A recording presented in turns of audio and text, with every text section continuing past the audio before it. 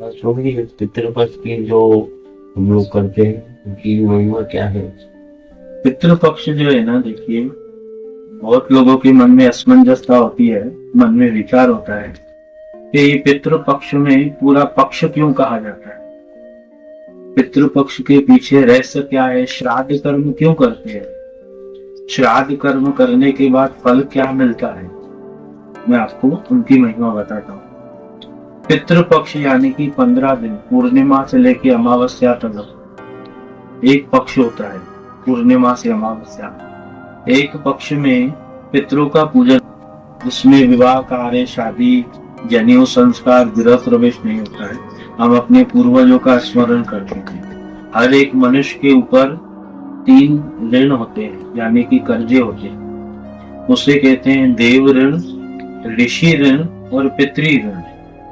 देवताओं की पूजन करने से हम अपने भगवान को अगरबत्ती दिखाना, धूप दिखाना, शिव जी पे जल चढ़ाना, सूर्य भगवान पे जल चढ़ाना, तो ये देव ऋण से ऋण हो जाते हैं, यानी छूट जाते हैं देव ऋण। दूसरा होता है ऋषि ऋण, यानी ब्राह्मण देवता हमारे घर पे आते हैं, मंत्र बोलते हैं और हम उनसे आशीर्वाद लेते हैं, उनको दक्षिणा देते हैं ब्राह्मण को, तो वो हो गया ऋषि ऋण से हम निवृत्त हो गए। और तीसरा होता है पितृ ऋण, यानी कि माता पिता के प्रति जो हमारा कर्तव्य है, श्राद्ध कर्म करना। बहुत लोग कहते हैं कि हम श्राद्ध कर्म क्यों करें, हमें कैसे विश्वास हो कि हमारे पूर्वजों को जो प्राप्त हो रहा है। देखिए कैसे होता है, विश्वास हो फलदायक, विश्वास पूर्ण रूप से किया जाता है तो वो फल के रूप में हमें प्राप्त होता है। बहुत लोग कहते हैं कि हमारे स्वप्न में पिताजी आए थे कि वो कह रहे थे कि मुझे भूख लगी, यानी स्वप्न में क्यों आ रहे हैं, उनको भूख लगी इसलिए स्वप्न में आ रहे हैं। और कोई कोई पितृ कहता है कि हम तृप्त हैं, आपको आशीर्वाद दें, यानी इसका प्रमाण है हमारे पूर्वज हमारे साथ हैं। हमारे घर में जब विवाह शादी कार्य होता है तो हम अपने पितरों की तस्वीर रख करके उनका पूजन, उन्हें के ऐसा सिंधी में चना देव दामन, तो हम जो है ना उनका आशीर्वाद प्राप्त करते हैं।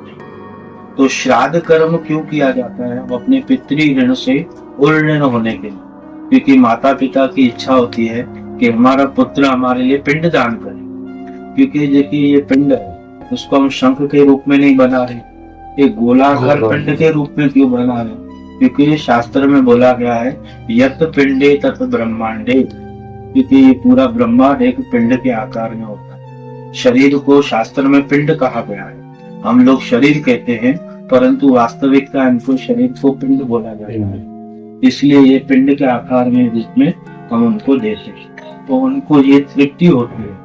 कोई कोई मन में विचार करता है कि हमारे पूर्वज तो जन्म ले चुके होंगे, फिर हम पितृपक्ष कर रहे हैं तो उनको कैसे प्राप्त होगा, उनका भी शास्त्र में प्रमाण। क्योंकि देखिए पितृपक्ष में जब हम पिंडदान करते हैं, पितरों के लिए तर्पण करते हैं, ब्राह्मण को भोजन खिलाते हैं, वो सब कुछ फल, जब ब्रह्मा भगवान ने सृष्टि बनाई है तो उसमें पितृलोक बनाया। क्या बनाया? पितृलोक। पितृलोक बनाया। वहां पर अजात नाम के पितृ होते हैं, यानी कि जो हम कर्म करते हैं उनका फल वो अजात नाम के पितृ जो है वो उन प्राणियों को प्राप्त कराते हैं। यानी मान लो किनके कर्मों के अनुसार कोई किसको कोई हाथी की योनि मिल गई, यानी गज, यानी हाथी की योनि मिल गई, तो ये छोटा सा पिंड हाथी को कैसे तृप्त कर सके। शास्त्र कहता है कि वो पा करके तृप्त हो जाता है। जैसे ब्राह्मण भोजन खाते हैं, एक निवाला खाते हैं तो वो एक रोटी के समान निवाला होता है। आधी रोटी खाते हैं तो मान लो 3 रोटी ब्राह्मण ने खाई, इतनी उनमें शक्ति हो जाती है। इसलिए तीसरा जो है पितृ ऋण, हम अपने पितरों के ऋण से उऋण होते हैं, क्योंकि पितरों की इच्छा होती है कि हमारे लिए हमारा पुत्र कुछ न कुछ इस पितृ पक्ष में करता है। और जब श्राद्ध करता है तो घर में क्या क्या होता है, घर में सुख शांति बनी रहती, हमारे पूर्वजों का आशीर्वाद होता है, हमारा वंश की वृद्धि। जो अपने पितरों के लिए पितृ पक्ष में कुछ नहीं करता, अमावस्या के लिए दिन पर कुछ नहीं करता, उनको फिर पितृ दोष लगता, उनका वंश नहीं बढ़ता है, घर में अशांति बनी रही। इसलिए अपने पूर्वजों के लिए पितृ पक्ष में श्राद्ध कर्म जरूर करना है। संतुष्टि हो गई। हाँ हर हर महादेव। चलो।